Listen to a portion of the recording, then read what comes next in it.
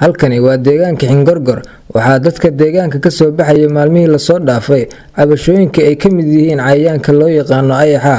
Kani waa shakhsi ka mid ah dadkii ku dhaqnaa deegaanka Xingorgor waxa uuna sheegay inay dadka deegaanka u baahan yihiin inay helaan gurmad ballaaran. deegaan ballaaran oo hadda wax kala gaaraan la arag weeyay. waxa fiicnaan leh in dadkan dad ka badan ay noo yimaadaan ilaa 7 nimca ka timid baa noo timid oo dad maartay tiriis park wata dhar cadcad oo ay xabuufinaya oo ilaahay maadii dad wax badan baa naga qabteen Xingorgor xarolaad laas wardheere iidoole dhefriyaale duculay intaas uu ku habsaday hadda carro la kala gaarana ma ahan waxa ka si fiicnaan leh dadkan dad ka tiro badan in noo yimaadaan ilaa 100 qof qaar haya laakiin waa ilaahay maadii intaas hadda waxbay noo gashaa dadkaas baan soo gaaray qolada caadada noo yimaadeen hadda dawlad soo dirtay iyo hadda maamul soo diriya ma aqaan annagu xoolo dhaqataa hadda iska buufi jirnay waxaan waxba ahayn waxna waa ka qaban weynay hadda waxaan ka codsanaynaa inaad maaragtay sidaad ku buufi kartaan baarkaas naga buufisaan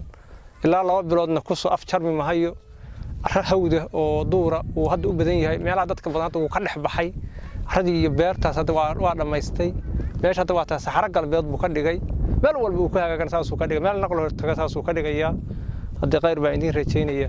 sidoo kale Cabdiraxmaan ayaa waxa uu inoo sheegay inay adag tahay ciribtirka cayayaanka ayaxa. subxigii anagoo ah team 7 xubnood ka kooban oo deegaamadaas uu ku habsaday ayaxu degmada Cadaad hoostaga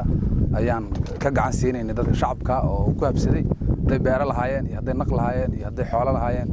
ayaxaas ayaa ku habsaday asagoo 2 qaybood kala oo qaybna ay tahay koronkoradii oo dhulka socotay qaybna ay tahay midkii haadayay oo ayax ahaa sida aad u jeedaan shaqaalihii 7 xubnood ayaan hadda ku wada joognaa salaad subxigii ayaan saaka shaqo tagnay haddana waa 6:20 daqiiqo maanta waa maalin sabti ah oo taariikhdu tahay 4tii bishii koowaad ee sanadkan 2020 shaqadii aan saaka u kala lahanay waxaan u soo qabanay sidii loogu talagalay oo ahayd in dadkaas